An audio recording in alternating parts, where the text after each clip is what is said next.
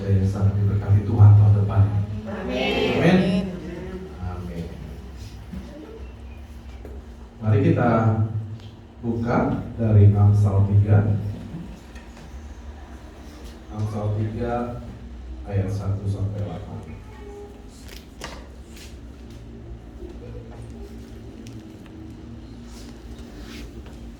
Amsal 3.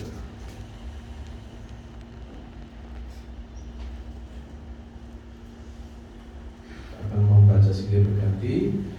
Saya akan membaca ayat ganjil, cuma sekalian ayat genap dan ayat 8 kita sama-sama. Saya akan mulai. Berkat dari hikmat. Hai anakku, janganlah engkau melupakan ajaranku, dan biarlah hatimu memelihara perintahku.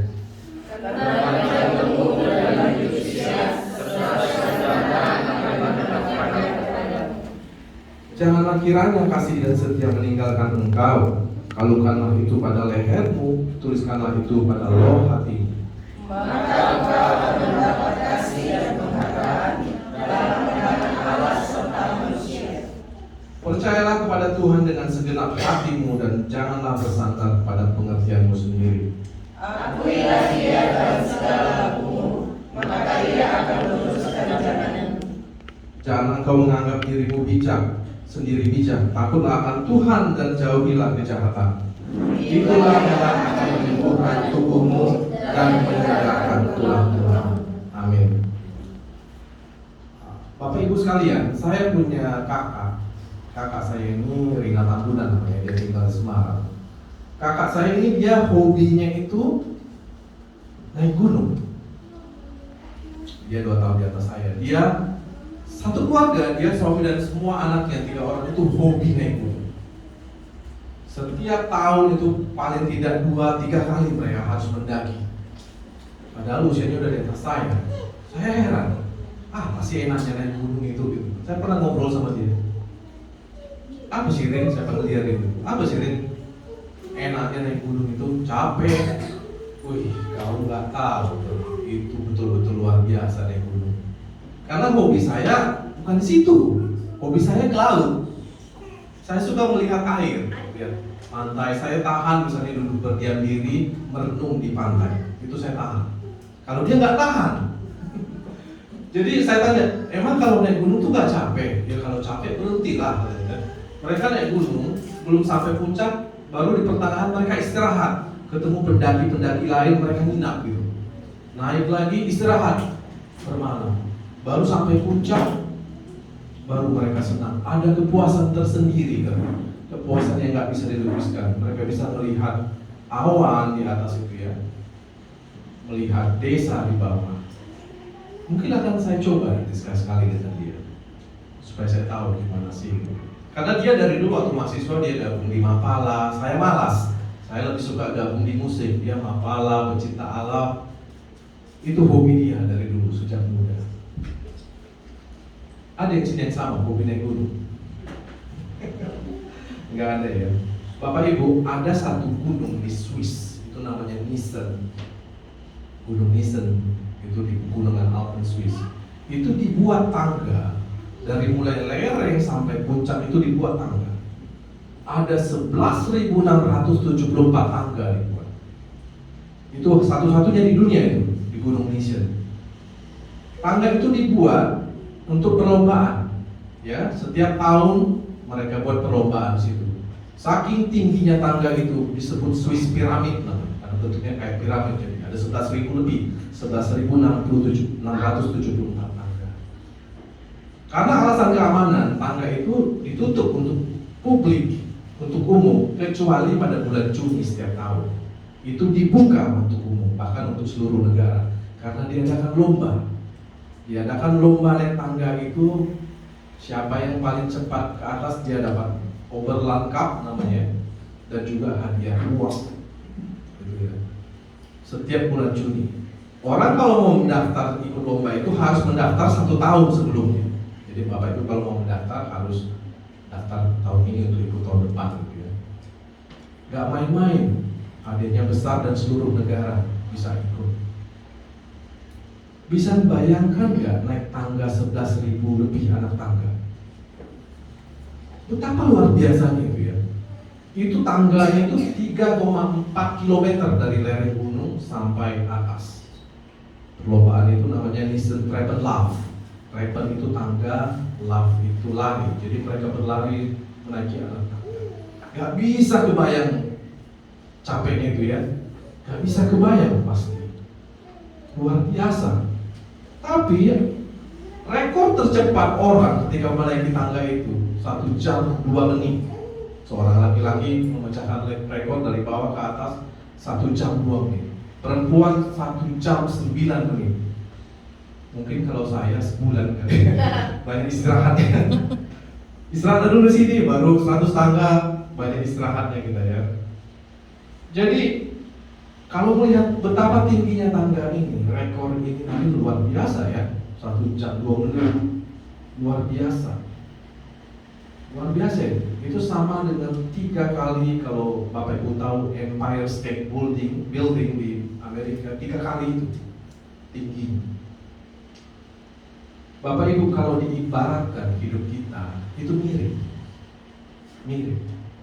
Sepanjang tahun 2023 kita melewati tangga pertama, tanggal 1 Januari kita lewati. Sekarang kita mau menaiki tangga yang ke-365. Ada 365 tangga sepanjang tahun ini. Ada hal yang Tuhan kasih pada kita. Tuhan kasih tahu, setiap tangga atau hal yang kita lewati, kita harus sadar ada kasih karunia Tuhan yang besar dalam hidup kita. Amin. Ada penyertaan Tuhan sampai kita pada tangga terakhir di tahun ini 365. Ada penyertaan Tuhan. Mungkin sepanjang tahun ini banyak sukacita yang kita alami. Amin. Banyak sukacita.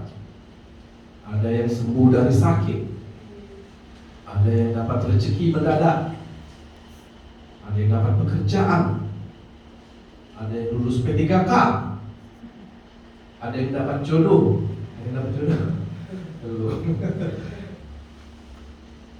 Dan mungkin juga ada duka cita mungkin yang kita lewati. Ada tangga-tangga itu kita lewati, ada duka cita. Ada yang sakit mungkin, ada yang kehilangan pekerjaan, ada yang putus cinta, ada yang sedang putus cinta. Tapi Bapak Ibu, walaupun pengalaman buruk atau duka yang kita alami itu nggak ada apa-apanya dibanding apa? Kasih dan penyertaan Tuhan. Nggak ada apa-apanya. Kalau kita sampai sekarang masih ada di hari terakhir tahun ini, itu betul-betul karena kasih dan penyertaan Tuhan. Beneran Bapak Ibu? Beneran? Amin? Amin. Itu beneran karena kasih dan penyertaan Tuhan. Orang-orang Batak biasanya pada hari seperti ini, orang Batak, orang Karo, orang Simalungun juga ya, orang Chinese mungkin, biasanya berkumpul bersama keluarga di malam, mulai jam 12 malam atau 00 itu ibadah doa, mereka ucapan syukur, terus membaca firman Tuhan, terus mulai mendoakan. Ada yang nanti malam kayak gitu masih menjalankannya. Pada waktu mandok kata ini sering banyak drama ya. Dulu bagian mandok kata ini saya paling kesal. Kenapa? Karena bapak saya ngomongnya lama kali. Semua kesalahan diungkit. Entah apa-apa jadi ceritain, kau dulu begini, kau dulu begitu. Nangis dan dulu gitu kan. Aduh gitu. Setiap bagian itu beban bagi kami semua. Dan akhirnya sudah drama dan nangis mulai maaf. Besoknya diulangi lagi. Besoknya diulangi lagi. Ya itulah tradisi. Memang ada bagusnya juga sih. ada bagusnya itu. Kita jadi refleksi gitu ya. Nah, Bapak Ibu Saudara, dari Amsal 3 ayat 1 sampai 8 tadi menekankan kita agar kita percaya kepada Tuhan dengan segenap hati. Ngomongnya sih gampang, tapi lakukan. Percaya kepada Tuhan dengan segenap hati. Kita jangan ragu atau jangan pernah ragu akan kekuatan dari Tuhan yang membimbing dan menopang hidup kita. Jangan pernah ragukan. Orang Kristen atau orang yang beriman tidak boleh mengandalkan kekuatan sendiri. Tidak boleh. Tetapi percaya dan hanya bersandar pada Tuhan. Beda dengan motivator dunia ini ya. Kalau kita lihat di TV, mereka bilang harus berdiri diri sendiri dengan kekuatan sendiri, harus mandiri, independen. Itu kata dunia. Beda dengan orang Kristen. Kita hanya harus percaya dan bersandar kepada Tuhan. Coba kita kilas balik sepanjang tahun ini. Kita review lah. Bukankah banyak terjadi hal-hal itu semuanya karena Tuhan? Keberhasilan, sukacita, damai sejahtera, semuanya karena Tuhan. Bukan karena kekuatan, bukan karena kebaikan, bukan karena kehebatan atau kepandaian kita sendiri. Bukan. Semuanya karena Tuhan. Kita harus sadari itu betul. Ada 3 rahasia besar Bapak Ibu. Ada 3 rahasia besar dalam Amsal 3. Kalau kita jeli ya. Rahasia pertama adalah panjang umur dan lanjut usia orang yang menuruti firman Tuhan. Mari kita baca sama-sama Amsal 3 ayat 1 dan 2. 1, 2. Hai anakku, janganlah engkau melupakan ajaranku, dan biarlah hatimu memelihara perintahku, karena panjang umur dan lanjut usia serta sejahtera akan ditambahkannya kepadamu. Ini rahasia besar Tuhan kasih tahu. Panjang umur dan lanjut usia, bahkan sejahtera ditambahkan. Itu untuk orang yang menuruti firman Tuhan. Rahasianya di situ. Kalau kita ulang tahun, biasanya orang mengucapkan selamat ulang tahun ya, panjang umur ya. Selalu gitu kan? Tapi kalau kita ke tempat orang meninggal, nggak pernah dibilang kapan nyusul, nggak ya? Nggak pernah dibilang gitu ya. Kalau orang menikah ditanya kapan nyusul ya. Tapi kalau orang ulang tahun biasanya semoga panjang umur. Karena apa? Umur adalah pemberian Tuhan yang paling berharga Bapak Ibu. Umur itu pemberian Tuhan yang paling berharga dalam hidup. Karena tidak ada seorang pun yang bisa menambahkan umurnya semenit sekalipun. Di sini ada yang tahu bulan depan masih hidup atau enggak? Ada yang tahu? Nggak ada yang tahu. Karena itu semua dari Tuhan. Umur adalah pemberian yang berharga dari Tuhan. Orang-orang Batak meyakini bahwa menghormati orang tua itu panjang umur. Karena orang Batak bilang menuruti perintah ke-5. Itu makanya gak heran kalau banyak orang-orang Batak, orang Chinese itu pulang kampung pada tahun baru. Dan itu menunjukkan penghormatannya kepada orang tua. Kecuali kayak saya jauh kali ya. Jadi pakai telepon aja lah. Sekarang kan bisa penghormatan online ya kan. Semuanya serba online. Itu rahasia yang pertama ya, panjang umur dan lanjut usia serta sejahtera. Rahasia yang kedua, orang yang setia akan memperoleh kasih karunia dan penghargaan. Itu ayat 3 dan 4. Mari kita baca. 1, 2. Janganlah kiranya kasih dan setia meninggalkan engkau. Kalungkanlah itu pada lehermu, dan tuliskanlah itu pada loh hatimu. Maka kau akan mendapat kasih dan penghargaan dalam pandangan Allah serta manusia. Rahasia kedua, kalau kita setia mengikut Tuhan, setia melakukan pekerjaan Tuhan, setia teguh di dalam Tuhan, Tuhan akan kasih karunia dan penghargaan. Penghargaan apa? Ya tunggu aja dari Tuhan. Kita ini sampai sekarang masih hidup itu berada dalam rencana Tuhan. Itu berada dalam rencana Tuhan. Kalau sampai sekarang kita masih hidup sampai penghujung tahun 2023, itu bagian dari rencana Tuhan. Kalau kita bisa melewati sepanjang tahun ini, itu juga penghargaan dari Tuhan. Sepanjang tahun ini kita baik aja, itu penghargaan. Tuhan menghargai kita. Artinya apa? Dia percaya sama kita. Dia menaruh kepercayaan sama kita, makanya kita hidup. Oleh karena itu Bapak Ibu, tahun depan pasti ada rencana dan tugas dari Tuhan. Itu pasti. Kalau kita sampai di ujung ini, berarti tahun depan ada rencana Tuhan yang sudah Dia siapkan untuk kita. Tunggu aja. Just wait and see, okay?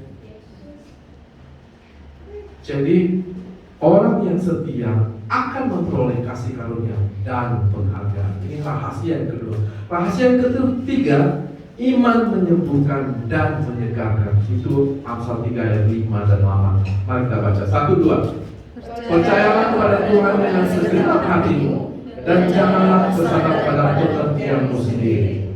Apabila Ia dalam segala lakumu, maka Dia akan meluruskan jalan. Ayat 8. Itulah yang akan menyembuhkan tubuhmu dan menyegarkan tulang-tulangmu. Iman itu menyembuhkan dan menyegarkan. Itu rahasia ketiga. Supaya kita nanti melalui tahun depan itu agak slow gitu ya, dengan penuh sukacita. Rahasia ketiga ini, hidup orang percaya sepenuhnya kepada Tuhan adalah kesembuhan jiwa dan kesegaran tulang-tulang. Kesembuhan jiwa dan kesegaran tulang-tulang. Bapak Ibu, di dalam tubuh kita ini ada namanya immunity. Itu daya tahan tubuh. Kalau daya tahan tubuh kita rendah atau lemah, gampang tak kena penyakit. Gampang. Tetapi kalau imun kita kuat, itu penyakit apapun tubuh kita meredam, menahannya gitu ya. Diredamnya sehingga kita gak gampang. Firman ini di Amsal ini mengatakan iman itu adalah sumber kesembuhan. Iman itu sumber kesembuhan. Iman itu adalah sumber energi yang terus-menerus memotivasi kita agar penuh semangat dan bergairah di dalam menjalani hidup. Iman itu sumber energi tahu ya, kekuatan. Iman itu sumber kekuatan yang memotivasi kita untuk semangat hidup ini, apapun yang terjadi. Itu iman. Kita bisa melakukan pekerjaan pelayanan kita. Semangat itu karena iman. Jika kita perhatikan sikap Tuhan Yesus ketika Dia mengadakan mukjizat, perhatikanlah. Ketika Dia menolong orang, imanmu menyelamatkan. Bangkitlah, angkat tilammu, imanmu menyelamatkan. Ada wanita pendarahan, imanmu menyelamatkan engkau. Jadi iman itu sumber kesembuhan, Bapak Ibu. Harus tahu itu rahasia. Iman itu sumber kesembuhan. Makanya ketika Nabi Yesaya, orang-orang Israel dibuang pada waktu itu, dia menulis di Yesaya 43:1. Dia mengatakan begini, tetapi orang-orang yang menanti-nantikan Tuhan mendapat kekuatan baru. Mereka seumpama raja wali yang naik terbang dengan kekuatan sayapnya. Mereka berlari tapi tidak menjadi lesu. Mereka berjalan dan tidak menjadi lelah. Rahasianya adalah iman. Orang tidak akan lesu dan orang tidak akan lelah. Bagi orang yang menanti-nantikan Tuhan.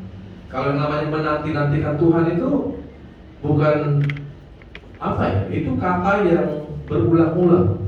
Menanti-nantikan, berarti dia nunggu terus ya. Nunggu terus.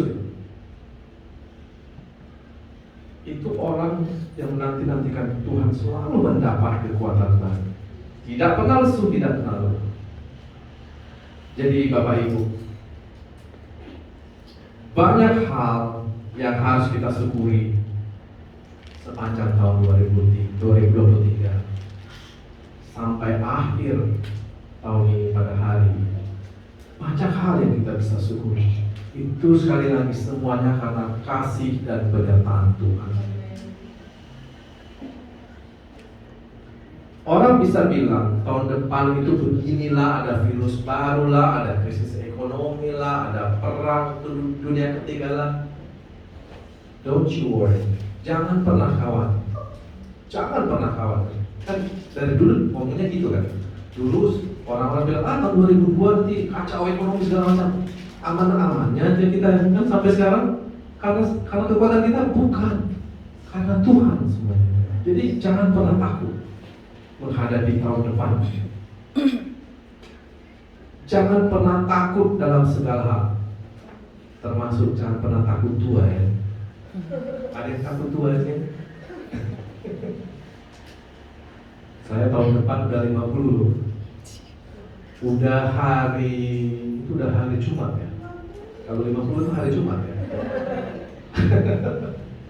Saya usaha adat itu masih ceng-ceng. Kalau dibandingkan dengan nabi-nabi dulu ya. Kalau dengan orang sekarang ya oke lah, udah apa gitu ya. Tapi tetap semangat. Umur hanya sekedar angka. Ya, umur hanya sekedar angka, tapi tetap semangat dalam Tuhan.